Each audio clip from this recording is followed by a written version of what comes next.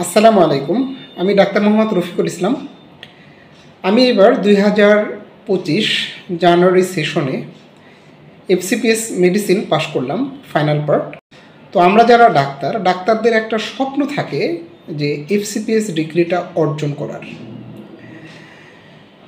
Part 1 হওয়ার পরে আপনি যদি সিরিয়াসলি পড়াশোনা না করেন, ভালো মতো যদি ট্রেনিং না করেন এবং ভালো মতো যদি পরীক্ষার প্রস্তুতি না নেন, সেক্ষেত্রে কিন্তু এই ফাইনাল পার্ট পাস করাটা খুবই কঠিন হয়ে পড়ে। তো আমার আজকের এই ভিডিওটি এফসিপিএস ফাইনাল পার্ট পাসের জন্য এবং মিড টার্ম পাসের জন্য খুবই গুরুত্বপূর্ণ একটি ভিডিও। আশা করি প্রথম থেকে শেষ পর্যন্ত দেখবেন। তো প্রিয় ডাক্তার ভাই ও বোনেরা, এফসিপিএস পাসের জন্য সবচেয়ে বড় কথা হচ্ছে আপনার ভালো মতো ট্রেনিং করা। স্যাররা যে কথাগুলো বলেন সেগুলো ক্লিনিক্যাল পরীক্ষায় খুবই গুরুত্বপূর্ণ। আর রিটেনের জন্য আপনাকে সবচেয়ে ভালো মতো প্রস্তুতি নিতে হবে নিজেকে।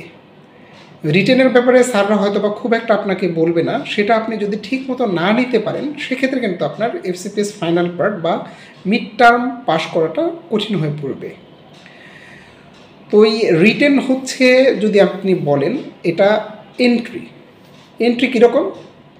কারণ আপনারা সবাই জানেন এফসিপিএস ফাইনাল পার্ট যেটা, সেটা 3 ধাপে পরীক্ষাটা হয়।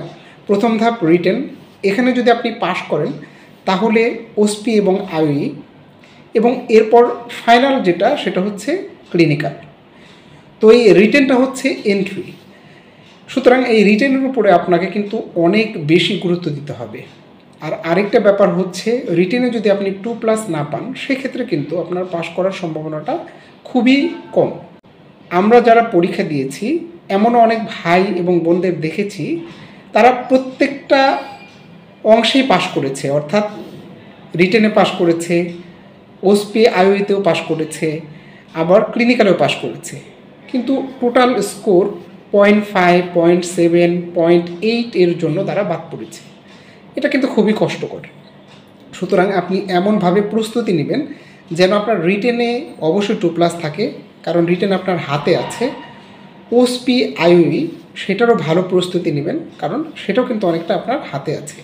আর ক্লিনিক্যাল পরীক্ষাটা মনে রাখবেন, আপনি ট্রেনিং পিরিয়ডে যা শিখবেন সেটাই কিন্তু আপনার প্রতিফলন হবে এই ক্লিনিক্যাল পরীক্ষার মধ্যে। তো আমরা একটা আসি। প্রথম কথা হচ্ছে রিটেনে আপনারা সবাই জানেন, যারা ফাইনাল পার্ট পরীক্ষা দেন, একটা লং প্রশ্ন থাকে এবং বাকিগুলো থাকে শর্ট প্রশ্ন।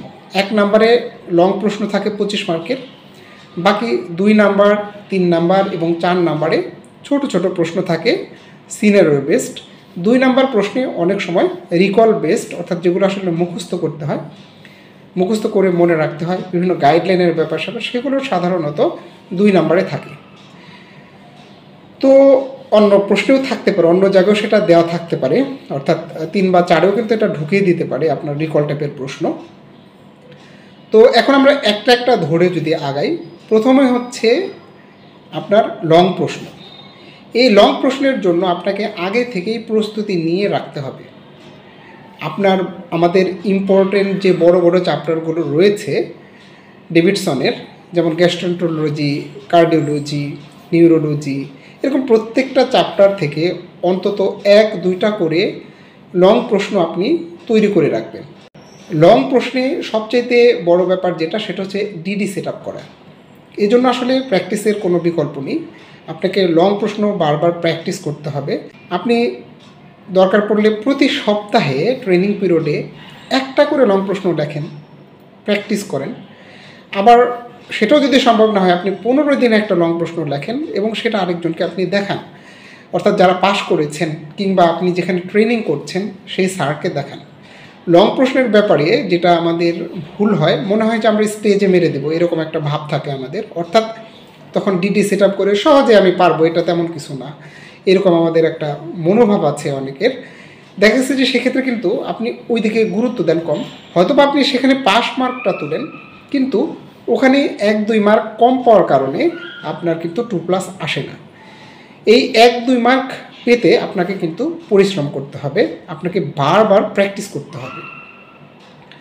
অর্থাৎ আমি যেটা বললাম যে আপনি সপ্তাহে একটা প্রশ্ন লেখেন, কিংবা 2 সপ্তাহ পর পর বা 15 দিন পর পর একটা প্রশ্ন, লং প্রশ্ন লেখেন, একটু সময় নিয়ে লেখেন, 1 ঘন্টা 50 মিনিট আপনি সময় নিয়ে লেখেন, দেখবেন যে এই লেখার যে গুরুত্বটা, এই প্র্যাকটিসের গুরুত্বটা আপনার প্রতিফলন হবে পরীক্ষার হলে। এরপরে আমরা যদি শর্ট প্রশ্নের মধ্যে আসি, শর্ট প্রশ্নের ব্যাপারে 3 এবং 4 তো সবই মোটামুটি সিনারিও বেসড থাকে, কিছু থাকে ম্যানেজমেন্টের, ইনভেস্টিগেশন, আবার দেখা যাচ্ছে যে ওভারঅল অনেক প্রশ্নেই আপনার 3টা অংশই থাকে, যে আপনার ডিডি কি, ইনভেস্টিগেশন কি, ম্যানেজমেন্ট কি করবেন, তো এরকম। তো এই ক্ষেত্রে যেটা করবেন, আপনার যে চ্যাপ্টারটা আপনি পড়বেন, ওই চ্যাপ্টারের যে অংশটা পড়ছেন, যেমন আমি একটু উদাহরণ দিয়ে বোঝাই। ধরুন আপনি মায়োকার্ডিয়াল ইনফার্কশন পড়ছেন, তো এই মায়োকার্ডিয়াল ইনফার্কশনের সাথে রিলেটেড যা যা আছে আপনাকে একসাথে পড়ে ফেলতে হবে, এবং এই মায়োকার্ডিয়াল ইনফার্কশনটা আপনাকে ভাগ ভাগ করে পড়তে হবে। যেমন এর যে কমপ্লিকেশন রয়েছে, ড্রেজলার সিনড্রোম, অ্যাকুট পেরিকার্ডাইটিস বা ভেন্ট্রিকুলার অ্যানিউরিজম, এরকম আলাদা আলাদা অংশগুলো রয়েছে। এই প্রত্যেকটা অংশ থেকেই কিন্তু আপনার পরীক্ষার প্রশ্ন হতে পারে, অর্থাৎ আলাদাভাবে সিনারিও দিয়ে আপনার প্রশ্ন করতে পারে যে এই অংশটার ডায়াগনোসিস কী। আমি আমার চ্যানেলে ড্রেজলার সিনড্রোমের একটা উদাহরণ দেখিয়েছি, সেটা আপনারা দেখতে পারেন। তো এইভাবে আপনি জিনিসগুলো ভেঙে ভেঙে পড়বেন। আরেকটা ব্যাপার যেটা, ছোট কিছু চ্যাপ্টার আমাদের বইতে রয়েছে, যেমন হচ্ছে প্রথম দিকের যে চ্যাপ্টারগুলো, জেনেটিক্স, এরপর ফার্মাকোলজির যে চ্যাপ্টারগুলো প্রথম দিকে, ক্লিনিক্যাল ডিসিশন মেকিং, এই যে চ্যাপ্টারগুলো রয়েছে এগুলো থেকে কিন্তু প্রশ্ন আসবেই। এই চ্যাপ্টারগুলো হয় কি, আমরা গুরুত্ব দিই কম। এই কম গুরুত্ব দেওয়ার কারণে দেখবেন যে আপনি মনে হয় যে গেলে বানায় বোনায় লিখবেন বা করবেন, আসলে ওইভাবে হবে না। ডেভিডসন যেভাবে আছে আপনি ওইভাবেই লেখার চেষ্টা করবেন, এবং স্যাররা কিন্তু ওইভাবেই প্রশ্নগুলো করার চেষ্টা করে। তো এই চ্যাপ্টারগুলো, অর্থাৎ এই ছোট চ্যাপ্টারগুলো খুবই গুরুত্ব দিয়ে পড়বেন। এগুলো বুঝুন বা না বুঝুন, আমার কথা হচ্ছে বোঝার তো অনেক কিছুই আছে, পাশের পরে অনেক বুঝতে পারবেন, যেগুলো বুঝছেন না ভাই মুখস্থ করেন। এবং এগুলো যেমন হচ্ছে ক্লিনিক্যাল ডিসিশন মেকিং, এখানে তো আসলে বোঝার কিছু নেই, এগুলা প্রত্যেকটা যে ছকগুলো রয়েছে এগুলো মুখস্থ করে ফেলবেন। এছাড়া চ্যাপ্টারগুলো খুব সুন্দর মতো পড়বেন। আর আরও কিছু চ্যাপ্টার রয়েছে, এখান থেকে অহরহ প্রশ্ন আসে, আপনারা জানেন, যেমন ম্যাটারনাল মেডিসিন, ছোট একটা চ্যাপ্টার, কিন্তু এর প্রত্যেকটা অংশ থেকেই আপনার প্রশ্ন হয়। আবার জেরিয়াট্রিক মেডিসিনের যে চ্যাপ্টার, সেখান থেকে প্রত্যেকবারই প্রশ্ন হয়। এরপরে এনভায়রনমেন্টাল মেডিসিন, সেখান থেকে প্রশ্ন হয়। পয়জনিংয়ের কেস যারা পেরিফেরিতে কাজ করেন, অর্থাৎ যারা মেডিকেল কলেজগুলোতে, সরকারি মেডিকেল কলেজগুলোতে ট্রেনিং করেন, তারা পয়জনিংয়ের প্রচুর কেস পান, ওই রিলেটেড কিন্তু দেওয়া হয়। তো ওই রিলেশনের বাইরে দেখবেন যে ডেভিডসনে যে পয়জনিংয়ের যে বিষয়গুলো রয়েছে, যেমন স্যালিসাইলেট পয়জনিং বা অ্যাসপিরিন পয়জনিং একই জিনিস। এরপরে হচ্ছে আপনার ইনহ্যালেশনাল কিছু এজেন্ট, হ্যালোসিনোজেন্স, এইসব যে এলএসডি, এরকম যে জিনিসগুলো রয়েছে এগুলো গুরুত্ব দিয়ে পড়বেন। লেড পয়জনিং থেকে অনেকবার প্রশ্ন হয়েছে। লেড পয়জনিং দেখবেন ডেভিডসনের জাস্ট একটা ছকের মধ্যে অল্প একটু রয়েছে, ওখান থেকেই কিন্তু 2-3 বার প্রশ্নটা কিন্তু অলরেডি এসছে। তো এই যে এই মুখস্থ টাইপের যে চ্যাপ্টারগুলো, এগুলোকে কিন্তু আপনাকে গুরুত্ব দিতে হবে। এটা কেন? কারণ আপনার এটা যদি আগে থেকে পড়া না থাকে, আপনি কিন্তু কখনোই পারবেন না। ক্লিনিক্যাল প্রশ্নগুলো, হ্যাঁ ওগুলো তো গুরুত্বপূর্ণ অবশ্যই, সেগুলো হয়তো বা আপনি ডায়াগনোসিস মেলাতে পারবেন, কিন্তু এই রিকল টাইপের প্রশ্নগুলো, এগুলো যদি আপনার আগে থেকে জানা না থাকে, এটা কিন্তু ভাই সম্ভব না। অর্থাৎ এগুলো যদি আপনার মাথার মধ্যে না থাকে, আপনি কিছু লিখতে পারবেন না। আপনি বানায় বানায় লিখে দিয়ে আসবেন, 5-এর মধ্যে আপনাকে দেবে 1.5 বা 2, সেটাতেও আপনার পাস মার্ক করবে না, আপনার তো 3 বা 3.5 পেতে হবে। সুতরাং ওইভাবে আপনাকে টার্গেট করতে হবে। এরপর আমি আসি যে ক্লিনিক্যাল টাইপের যে প্রশ্নগুলো, এগুলো তো খুবই গুরুত্বপূর্ণ। এখানে কিছু কিছু প্রশ্ন আসে, দেখবেন যে প্রিভিয়াস কিছু প্রশ্ন আসে, যেমন হেরিডিটারি অ্যানজিওইডেমা একটা কমন প্রশ্ন। তো এই সব ক্ষেত্রে আপনার আগে থেকে এই বিষয়গুলো নোট করে রাখবেন, এই যেগুলো থেকে বারবার প্রশ্ন আসছে এগুলো নোট করে রাখবেন, এবং দরকার পড়লে আপনি নেট থেকে অথবা অন্য কোনো বই থেকে লেটেস্ট কোনো ওষুধ রয়েছে কিনা, কোনো মনোক্লোনাল অ্যান্টিবডি এসেছে কিনা সেগুলো আপনি নোট করে রাখবেন। আপনার টার্গেট থাকবে এখানে 5-এর মধ্যে আপনি 4.5 বা 4 যেন আপনার থাকে, এবং দিবে। আপনার যদি ডেভিডসনে যা আছে ওটা তো ধরেন লিখলেন, সাথে যদি আপনি এক্সট্রা আরও যোগ করতে পারেন লেটেস্ট ট্রিটমেন্টের কোনো অংশ, সেটা কিন্তু আপনার একটা পজিটিভ দিক অবশ্যই। তো এই কমন চ্যাপ্টারগুলো, কমন বিষয়গুলো, এগুলো বেশি বেশি পড়বেন, দরকার পড়লে এগুলো নিজে নোট করে রাখবেন। আর আরেকটি বিষয় যেগুলা দেখা গেছে যে আপনি পারতেছেন না ভাই, মানে এটা আপনি জানেনই না বা এরকম, মানে 2-1টা প্রশ্ন তো এরকম হইতে পারে, এগুলো আমি দেখছি যে অনেকে এটা সাইড আসে। ভাই এই কাজটা করবেন না, অবশ্যই কিছু না কিছু আনসার করে আসবেন। আর এগুলো গেল। এরপরে কিছু প্রশ্ন আসে দেখবেন যে ইভ্যালুয়েশনের প্রশ্ন। এখন ইভ্যালুয়েশন বিভিন্নভাবে আমরা করতে পারি। যদি ছোট প্রশ্ন হয়, 5 মার্কের যে প্রশ্ন, সেখানে ডিফারেন্সিয়াল ডায়াগনোসিস সাথে যদি ইভ্যালুয়েশন চায়, সেটা ক্লিনিক্যাল ইভ্যালুয়েশন চাইতে পারে বা শুধু ইভ্যালুয়েশন চাইতে পারে। ক্লিনিক্যাল ইভ্যালুয়েশন পাইলে তো আপনি ফিজিক্যাল এক্সামিনেশন পর্যন্ত লিখবেন, আর যদি শুধু ইভ্যালুয়েশন বলে সেক্ষেত্রে তো আপনি ইনভেস্টিগেশন সহ লিখবেন। এক্ষেত্রে ভালো হচ্ছে ছক করে লেখা। যদি ছক করে না লিখতে পারেন বা আপনার মনে হয় যে সময় বেশি খাবে বা অন্য কোনো সমস্যা হচ্ছে, সেই ক্ষেত্রে আপনি ছোট ছোট করে পয়েন্ট করে লিখবেন, এবং এখানে আপনার 5-6 পাতার কোনো লেখার কোনো দরকার নাই। আপনি 1 থেকে 1.5 পাতার মধ্যে শেষ করার চেষ্টা করবেন। দেখা যাচ্ছে যে ক্লিনিক্যাল ইভ্যালুয়েশন আপনি বেশি সময় দিয়ে লিখতে যেয়ে অন্য একটি প্রশ্ন আপনাকে বাদ রেখে চলে আসতে হচ্ছে। তো এই মোটামুটি রিটেনের আরেকটা ব্যাপার, যেটা কিছু চ্যাপ্টার আপনি ডেভিডসনের বাইরে অবশ্যই পড়বেন, যেমন উইলসনস ডিজিজ, এটা হ্যারিসনস থেকে অবশ্যই কিছুটা দেখবেন, এবং হ্যারিসন থেকে পড়াটাই বেটার বলে মনে করি আমি, কারণ উইলসনস ডিজিজ স্যারদের খুবই প্রিয়, এটা থেকে প্রশ্ন আসবেই। তো এরকম কিছু চ্যাপ্টার রয়েছে যেগুলো আপনাকে এই ডেভিডসনের বাইরেও অন্য বইয়ের সাহায্য নিতে হতে পারে, বিশেষ করে হ্যারিসন। আর গাইডলাইনের মধ্যে ঢালোভাবে সব গাইডলাইন পড়তে হবে এটা আমার কাছে মনে হয় না। আপনি গুরুত্বপূর্ণ যে গাইডলাইনগুলো সেগুলো পড়বেন, যেমন এডি গাইডলাইন অবশ্যই পড়বেন, সিওপিডির যে গোল্ড গাইডলাইন, অ্যাজমার যে চীনা গাইডলাইন সেটা পড়বেন। আর হার্ট ফেলিউরের গাইডলাইন না পড়ে কখনোই পরীক্ষা দিতে যাবেন না। হার্ট ফেলিউরের গাইডলাইন অবশ্যই পড়তে হবে, সেই সাথে হাইপার টেনশনের গাইডলাইনটাও অবশ্যই পড়তে হবে। আর কখন আপনি চিকিৎসা দিবেন, ইন্ডিকেশন কী, প্রেগনেন্ট অবস্থায় কীভাবে চিকিৎসা করবেন, ক্রনিক লিভার ডিজিজ থাকলে কীভাবে করবেন, এই জিনিসগুলো বা এই অংশগুলো গুরুত্ব দিয়ে পড়বেন। তো গাইডলাইন মোটামুটি এরকমই। এরপরে আসুন যে ওসপি এবং আইই। ভাই একটা কথা মনে রাখবেন, অনেকে আমরা কি করি, রিটেনের পড়া পড়তে ওসপি আইয়ের কথা ভুলে যাই। অর্থাৎ আমরা মনে করি যে পরে যখন সময় পাবো তখন আমি ওসপি আইই পড়বো। এটা হয় কি, রিটেন আপনার হয়তো বা 1-2টা প্রশ্ন খারাপ হবে কি, মন খারাপ হয়ে যাবে, মনে হয় যে না, পাশ করার পরে আমি পড়তে বসবো, অর্থাৎ পাশ করার পর ওসপি আইই পড়বো। এই ভুলটা করবেন না। আপনি সবসময় ওসপি আইই রিটেনের সাথেই পড়বেন। আপনি হয়তো আর্সেনিকোসিস পড়ছেন রিটেনের জন্য, সেই সাথে দেখেন যে ওসপিতে কী রিলেটেড প্রশ্ন আছে সেটা আপনি পড়ে ফেলেন। ওসপির জন্য জলিল স্যারের বই যথেষ্ট, সাথে রিদম যেটা আবু বকর স্যারের বই সেটারও সাহায্য নিতে পারেন। আর জলিল স্যারের বইটা যদি আপনার দখলে থাকে, ওসপি আপনাকে মনে হয় না যে কেউ ঠেকাইতে পারবে। এরপর আসেন আইইর ক্ষেত্রে এখানে আমরা জানি যে কয়েকটা জিনিস থাকে, ইমার্জেন্সি ইভ্যালুয়েশন থাকে, ইমার্জেন্সি ম্যানেজমেন্ট থাকে, ক্রনিক কেস ইভ্যালুয়েশন ম্যানেজমেন্ট থাকে, সাথে থাকে যেটা আপনার গাইডলাইন থাকে, আর রিসেন্ট আপডেট বা এরকম থাকে, পাবলিক হেলথ, এই বিষয়গুলো থাকে।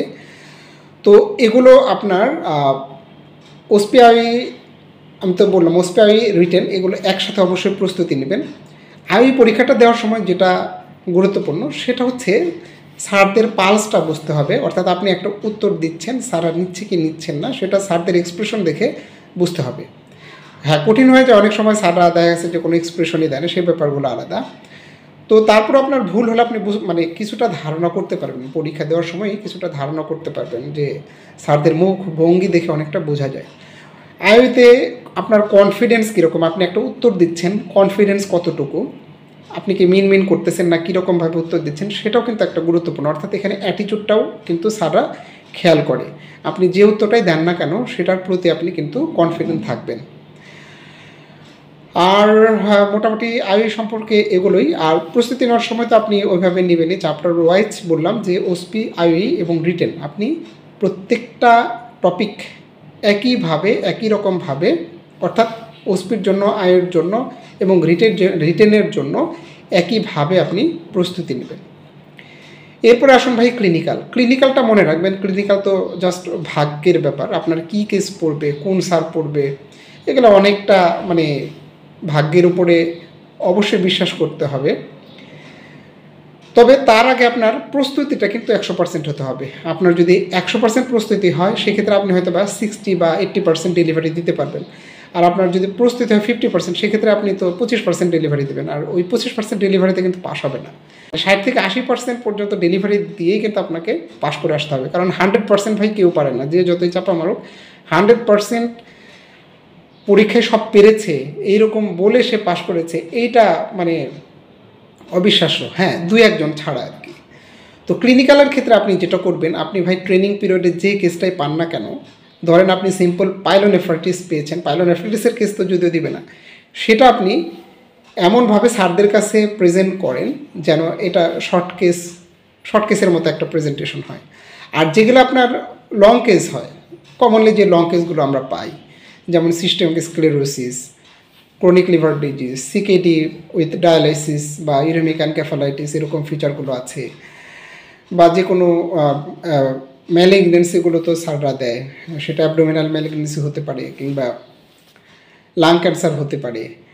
এছাড়া নিউরোলজিক্যাল যে কেসগুলো, এগুলো ভাই আপনাকে সাজায় রাখতে হবে। একদম সহজ কথা, আপনাকে আগের থেকে প্রস্তুত করে নিয়ে যেতে হবে আর কি। কারণ ওখানে পরীক্ষার সময় থাকবে মাত্র 30 মিনিট। এই 30 মিনিটে আপনি ভাই কিচ্ছু করতে পারবেন না। কিচ্ছু করতে পারবেন না বলতে কি, মানে আপনার রোগের নামটা, হিস্ট্রিটা একটু নিতে কিন্তু সব শেষ।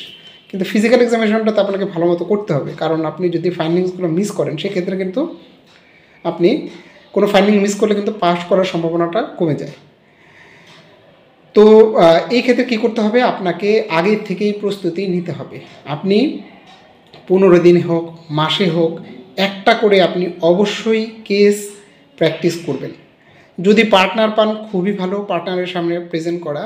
স্যাররা যদি আপনার লং কেস নিতে চায় সেক্ষেত্রে তো আরও খুবই ভালো। আর যদি কাউকেই না পান, আপনি ভাই সিস্টেম অনুযায়ী সুন্দর করে একটা লং কেস লেখেন, আপনি আয়নার সামনে দাঁড়িয়ে নিজে নিজে বলেন, অথবা অন্য কারোর সামনে বলেন, অর্থাৎ আপনার স্ত্রী, সে নন মেডিকেল, তারপরও তার সামনে বলেন, আপনি বলার প্র্যাকটিস করেন। আপনার পরীক্ষায় যেটা হয়, আমরা মনে হয় যে একদম আমি আধা ঘন্টার মধ্যে সব হিস্ট্রি টিস্ট্রি নিয়ে ফিজিক্যাল এক্সামিনেশন করে ডায়াগনোসিস করে ফেলবো, এইটা আসলে হয় না। ওই বললাম যে আপনি সময় যে কোন দিক দিয়ে যাবে আপনি চিন্তা করতে পারবেন না। মনে হলো যে রোগীর সাথে একটু কথা বলা শুরু করলাম, একটু শরীরে হাত দিলাম, আধা ঘন্টা শেষ হয়ে গেল, ব্যাপারটা এইরকম। সুতরাং এই জিনিসগুলো আপনাকে নিজের থেকে প্রস্তুত করে নিয়ে যেতে হবে। এগুলো সবচেয়ে ভালো হয়, অর্থাৎ মানে ক্লিনিক্যাল যে পরীক্ষার যে অংশটা, আমি লং কেসের কথা বলছি, সেটা আপনি নিজে নিজে প্রস্তুতি নিলে সবচেয়ে ভালো, মানে নিজে যদি নোট করে নেন সবচেয়ে ভালো। এই ক্ষেত্রে আমি লং কেসের নিজে নিজে তো মানে পড়ে নিজে তো ক্লিনিক্যাল কেস দেখেছি। একটা বই আমার ভালো লাগছে, সেটা হচ্ছে ইলিয়াস ভাইয়ের একটা বই আছে, ডিসি একাডেমির ইলিয়াস ভাই। আমি কিন্তু কোনো কোচিং সেন্টারের সাথে রিলেটেড নাই, কিন্তু এই ডিসি একাডেমির ইলিয়াস ভাইয়ের লং কেসের একটা বই আছে, এটা আমার কাছে ভালো লাগছে এবং এইটা এবার পরীক্ষা কিন্তু আমাকে খুব হেল্প করেছে, কারণ ওখানে কেসগুলো খুব সুন্দর করে সাজানো আছে। আপনারা চাইলে বইটা দেখতে পারেন। হ্যাঁ, এটা আমি কোনো প্রমোশনও করতেছি না, কোনো কিছুই না, জাস্ট আমার ভালো লাগছে, আমার অনুভূতিটা জাস্ট বললাম আর কি। ওই বইটা খুবই ভালো, আপনারা পড়তে পারেন লং কেসের জন্য। আর শর্ট কেসের জন্য আপনি আপনার যে কেসগুলো দেখেন ওয়ার্ডে, আপনি মনে করবেন যে প্রত্যেকটাই আমার এক একটা শর্ট কেস, ওইভাবে আপনি প্রস্তুতি নেবেন। কার্ডিয়াক কেসগুলো যদি পান খুব সুন্দরভাবে দেখবেন এবং বই থেকে কিভাবে বলা আছে সেগুলো আপনি সাথে সাথে পড়ে ফেলবেন। এক্ষেত্রে আবদুল্লাহ স্যারের বইয়ের অবশ্যই সাহায্য নিতে পারেন। স্যারের বই তো খুবই সুন্দর, খুবই সাজানো গোছানো, এবং এই ফাইন্ডিংসগুলো এভাবে বললে স্যাররা খুবই খুশি হয়। তো মোটামুটি এইটুকুই। এরপর আপনাদের কোনো প্রশ্ন থাকলে আমাকে জানাতে পারেন, ভিডিওর নিচে কমেন্ট করতে পারেন, কিংবা সরাসরি আমার ইমেল অ্যাড্রেস দেওয়া আছে, সেখানে যোগাযোগ করতে পারেন। তো আমি চেষ্টা করব এরকম বিভিন্ন video FCPS final part related বা মিড টার্ম রিলেটেড বিভিন্ন ভিডিও দেওয়ার জন্য।